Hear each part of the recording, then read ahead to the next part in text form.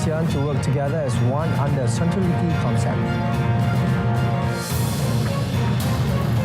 EU slaps €800 million fine on tech giant Meta.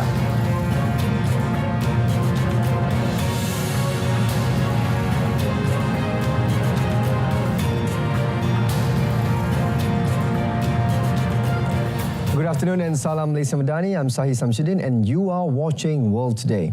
Prime Minister Datuk Seri Anwar Ibrahim said Malaysia may be the chair for the ASEAN and APEC ASEAN caucus next year, but the 10-member bloc will continue to work together as one under the concept of centrality. We need. But as I have said, although technically we are chairing, but we work together. There's no question about Indonesian taking over or Malaysia taking over. This arrangement is unique and it's our duty to make sure that it works. He expressed his deep appreciation to the APEC Business Advisory Council, ABAC, for its unwavering commitment to promoting ASEAN-focused initiatives through the APEC ASEAN Caucus.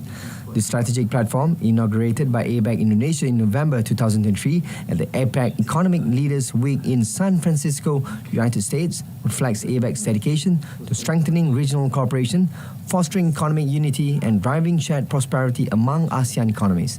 Dr. Sri Anwar said that now is the time for Malaysia's business community to take the lead. In another development, Prime Minister Datuk Seri Anwar Ibrahim held a discussion with technology giant Google in the capital of Peru on Thursday, focusing on data centers and artificial intelligence AI. He said that appropriate attention needs to be given on strengthening the AI and data center ecosystem, especially in terms of the relevant rules and regulations to prevent data leakage and exploitation with malicious intent.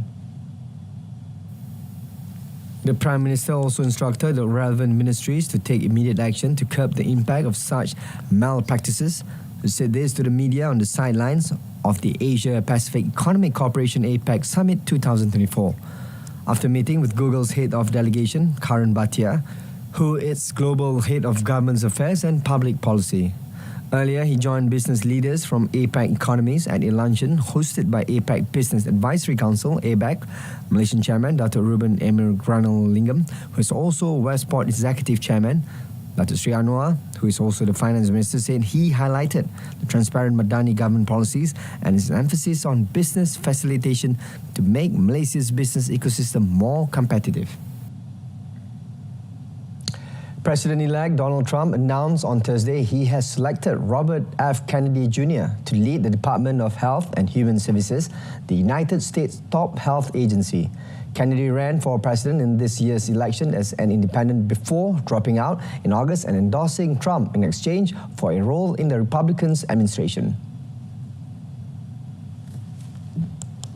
Kennedy, the son and nephew of two titans of Democratic politics, has been a part of Trump's transition team and has been reviewing candidate resumes for the top jobs at U.S. health agencies. Over posts on social media platform X and interviews in recent weeks, Kennedy has indicated his priorities include addressing what he calls the chronic disease epidemic of conditions including obesity, diabetes, and autism, and reducing chemicals in food. According to a report from the Commonwealth Fund in 2023, Americans are unhealthier than their peers in wealthy countries around the world despite high levels of spending on healthcare and pharmaceuticals. Kennedy also suggested he would gut the 18,000 employee Food and Drugs Administration, which ensures the safety of food, drugs and medical devices, and replace hundreds of employees at the National Institutes of Health. The United Nations nuclear watchdog chief Rafael Grossi on Thursday met Iranian President Masoud Pezeshkian for the first time since Pezeshkian was elected in July. The president told Grossi that his government was prepared to cooperate with the International Atomic Energy Agency IAEA to clear up alleged ambiguities about Tehran's nuclear work. On his trip to Tehran, Grossi also held a joint press conference with Iran's nuclear chief. Trump's return to office as United States President in January upends nuclear diplomacy with Iran, which had stalled under the outgoing administration of Joe Biden after months of indirect talks. During Trump's previous tenure, Washington ditched a 2015 nuclear deal between Iran and 6 world powers that curbed Tehran's nuclear work in exchange for relief from international sanctions.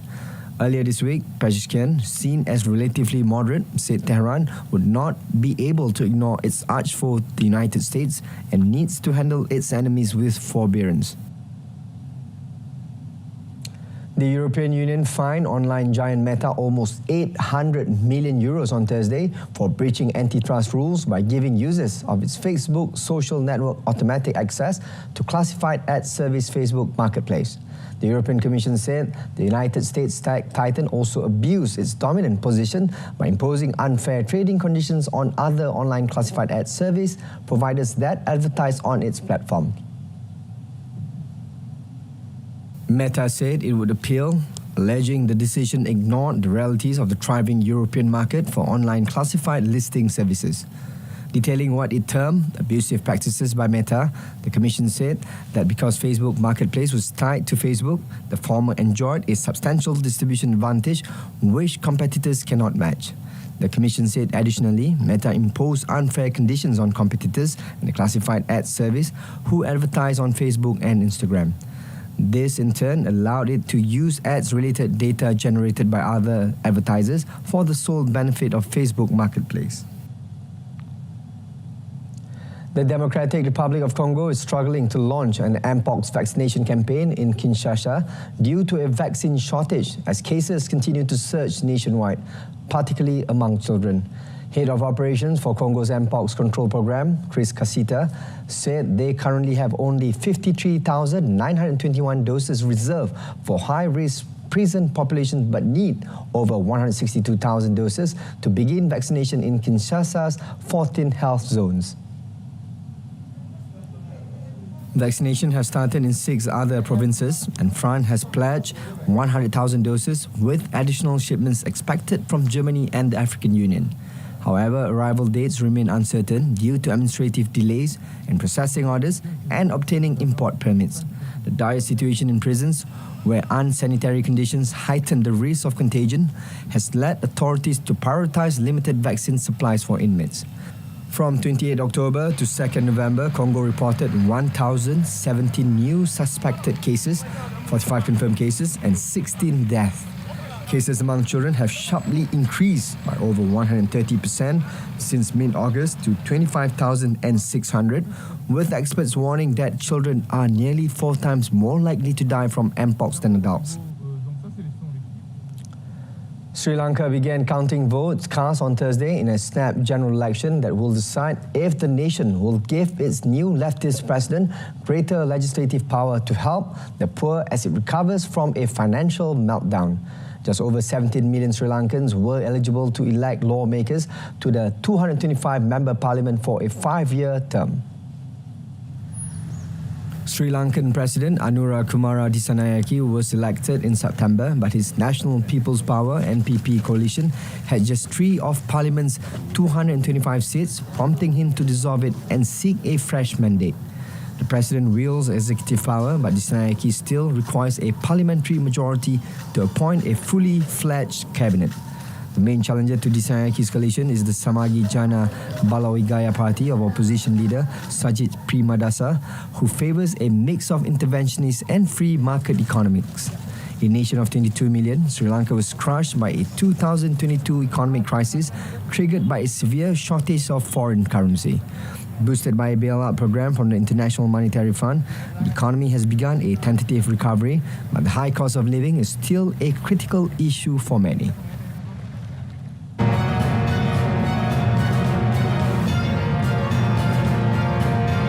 Seizes 9 tons of methamphetamine in 2-week period. That and more coming up next.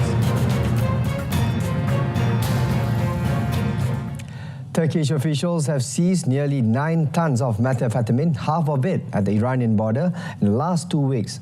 Interior Minister Ali Yalikaya on Thursday said 4.16 tons of methamphetamine was seized during this period, including 3.5 tons in Istanbul and the rest in other cities including Izmir in the west and Hakkari near the border with Iran and Iraq.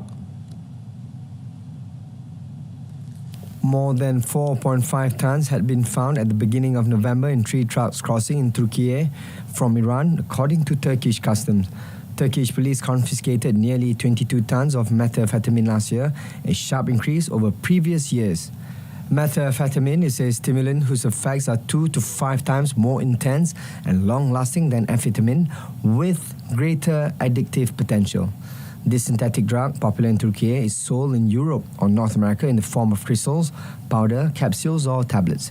The European Union Drugs Agency says the increase in methamphetamine seizures in Turkey could be explained by a rise in production in Iran and Afghanistan, where its trade has intensified since the Taliban imposed a ban in 2022 on the cultivation of opium poppies used to manufacture heroin. New York plans to revive a $9 congestion mitigation charge for driving in Manhattan starting January that the state indefinitely put on hold earlier this year.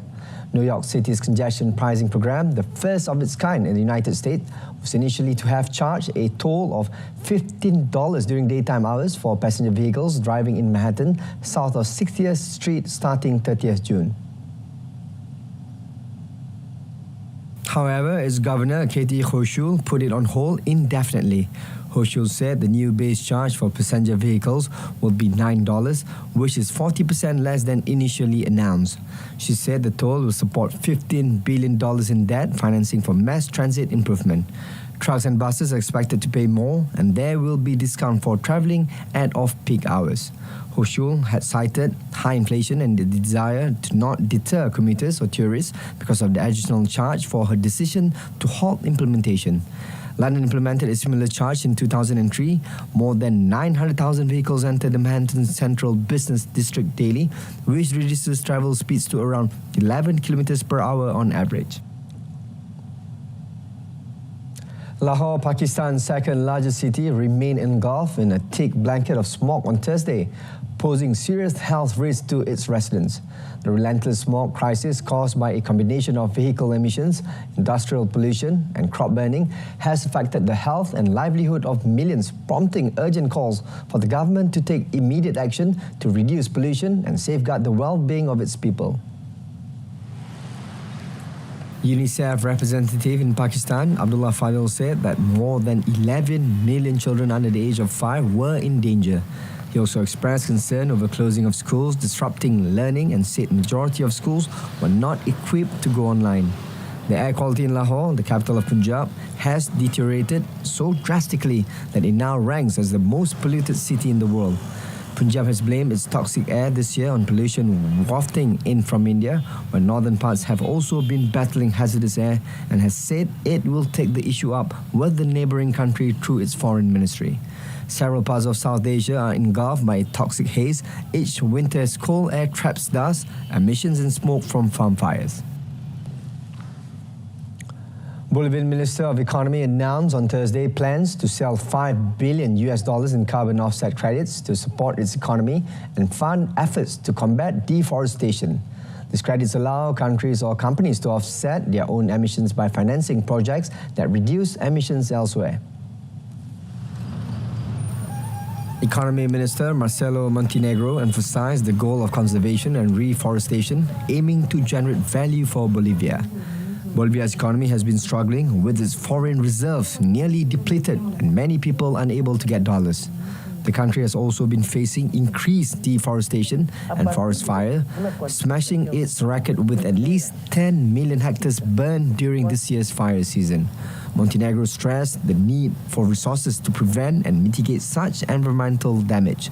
The credits are part of Bolivia's strategy to end deforestation by the year 2030 and achieve net zero emissions by the year 2050.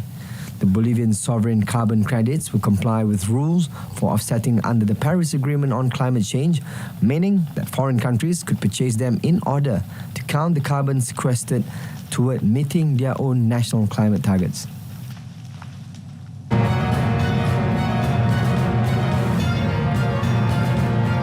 Still to come in sports, FIFA Club World Cup trophy unveiled.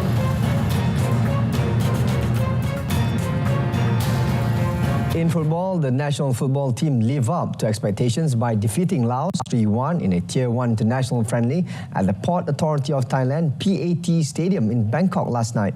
The win marks Malaysia's 8th consecutive victory over Laos. The first half saw heavy rain and a waterlogged pitch, but the conditions did not stop caretaker coach Pau Mati Vicente's boys as they scored the opener as early as the 6th minute with the Harith Haikal Adam Afkar header off a corner. In the 33rd minute, a lapse in focus saw Malaysia's defence punished by Laos as Kidovon Suvani calmly slotted the ball in, levelling the score. Malaysia continued to press forward for a second goal, but failed to find the net in the remaining minutes of the first half. Vicente's tactical substitution paid off after the break, with Stuart Wilkin putting Malaysia back in front through a penalty in the 64th minute after he was fouled by Sengdawi Hangtavon in the box.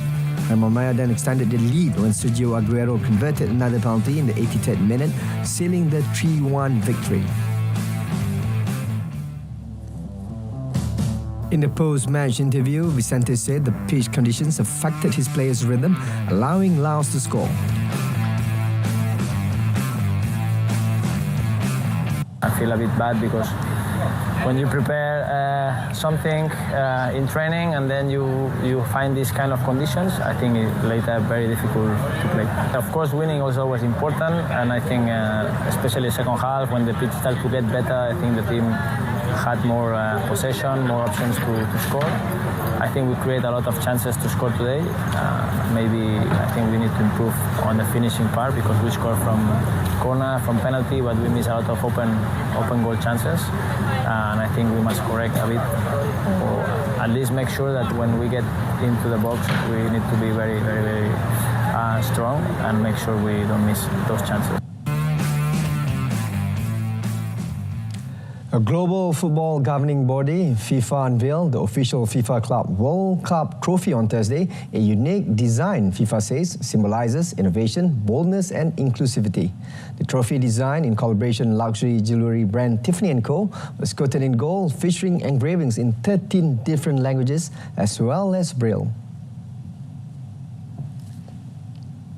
A remarkable equivalent to our iconic FIFA World Cup is a revolutionary symbol of a bright new future for club football, but also inspired by the past.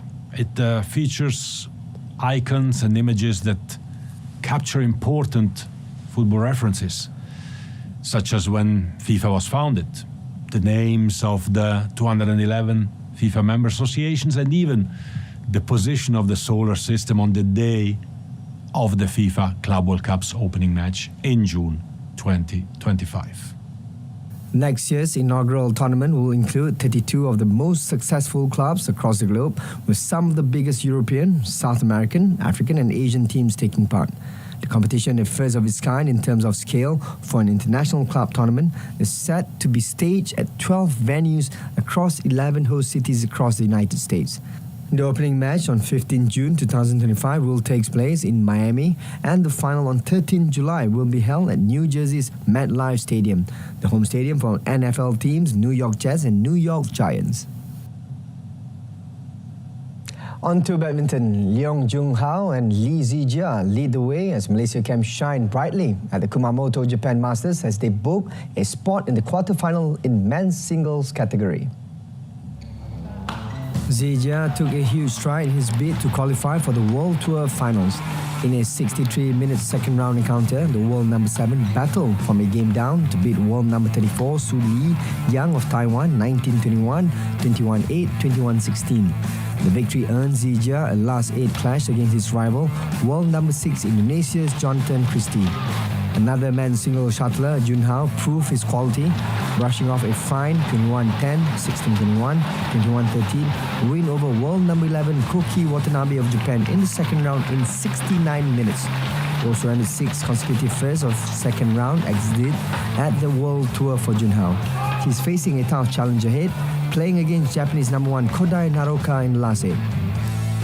Meanwhile, unseeded Noor Mohammad Azrin Ayub Tan Wee Kiong stole the limelight as they stunned compatriots Go Zifei Noor Izzuddin Rumsani.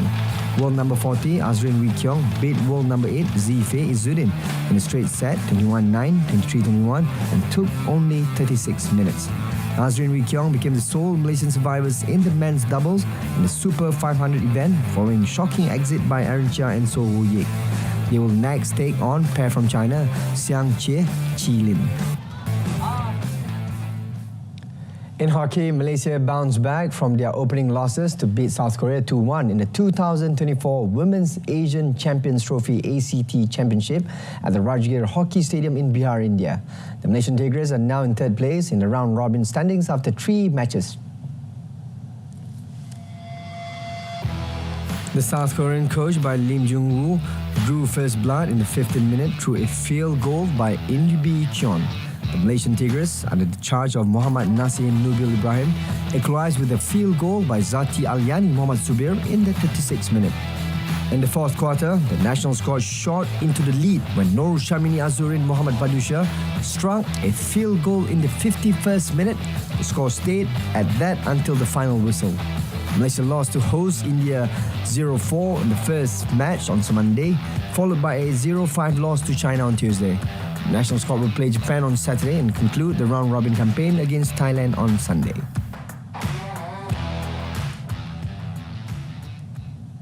Son Heung-min scored a landmark 50th goal for his country to move South Korea a step closer to the World Cup.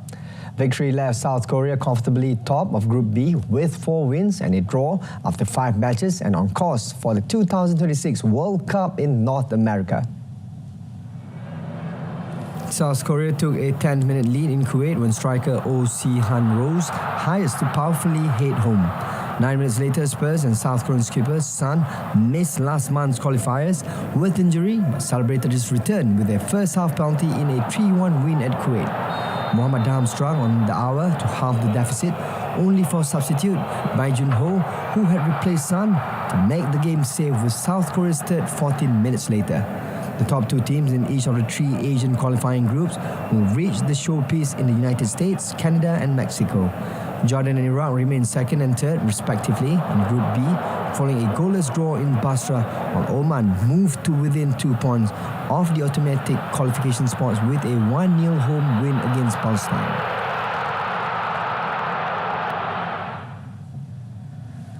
In Group C, Saudi Arabia had a goal disallowed in added time in a 0-0 draw against Australia in Melbourne that did not neither side any favours in their bids to qualify.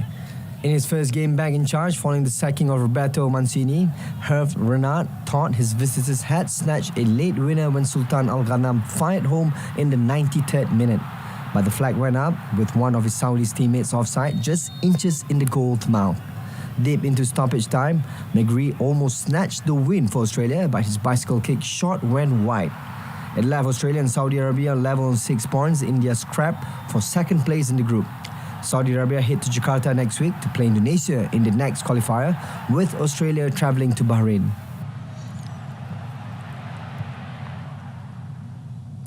Moving on to tennis, Jannik Sinner capped a perfect group stage at the ATP Finals with a 6-3, 6-4 win over Denis Medvedev on Thursday, which eliminated his Russian rival. World number 1, Sinner had already qualified for the semi-finals thanks to Alex de Minaur, winning the opening set in his defeat to Taylor Fritz earlier in the day. Sinner was in no mood to disappoint his passionate home supporters and put in the latest in an increasingly long line of impressive performances to head into the semis with a perfect 3 wins from 3. Sinner is hunting his first finals title after an exceptional season in which he won 7 tournaments, including his first Grand Slam victories at the Australian and US Opens. He lost last year's final to Novak Djokovic, who pulled out of the tournament injured this time around, and he entered the 2024 event already assured of becoming the first Italian to top the ATP End of Year ranking.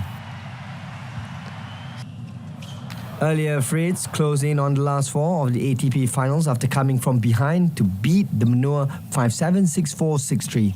The two played some entertaining tennis in the opening set, including a 30-shot rally which de Minaur won with a passing shot while Fritz walked back to the baseline with a wry smile. The Benua converted the all-important break at 5-5 and served for the set, sealing it with an ace, which also confirmed world number one Sinner as the first semi-finalist. The Benua, however, needed to win the second set comfortably to stand a chance of advancing to the semi-finals. The Australian saw his slim hopes of going through evaporate when Fritz levelled the score at 1 set apiece. That was all the motivation a fired-up Fritz needed as he raced into a 4-1 lead to gain control of the decider while the Benua crumbled at 5-3. Fritz had 3 match points and took the contest with an ace. Elsewhere, Shuko Aoyama and Eri Hozami took Japan into the Billie Jean King Cup quarterfinals for the first time since 2013 on Thursday with a stunning comeback win over Romania. Aoyama and Hozami defeated Alina Gabriela Rus and Monica Niculescu 6-1, 7-5 in the deciding doubles to set up a late 8 clash with Italy on Saturday. The Japanese pair, who won their first WTA Tour title in Tokyo last month, saved 9 out of the 10 break points they faced. Japan had got off to the worst possible start in their first round clash with the Romanians, when now Hibino lost 6-2, 6-4 to Anna Bogan. It was Bogan's 5th win in 6 career meetings against Hibino. However, California-born Ina Shihabara, playing singles in the place of the injured Naomi Osaka, made light of a 135 world ranking to defeat 73rd ranked Jacqueline Christian 6-4, 7-6 to level the tie. The result justified Japan captain Ai Sugiyama's decision to name Shihibara in singles ahead of the higher-ranked Moyuka Ujima. The season-ending showpiece in Malaga had got underway a day later than scheduled after Wednesday actions was postponed following a weather warning in the wake of recent devastating floods in Spain.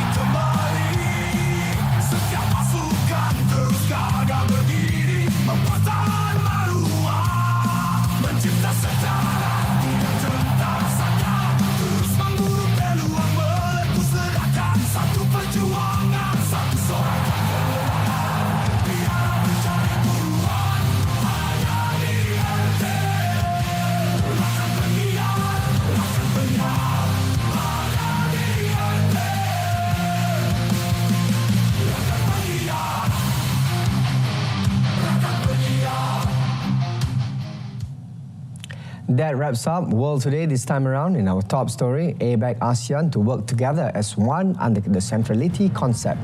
I'm SAHIH Samsudin, Malaysia Madani, from the river to the sea, Palestine will be free. Thanks for watching.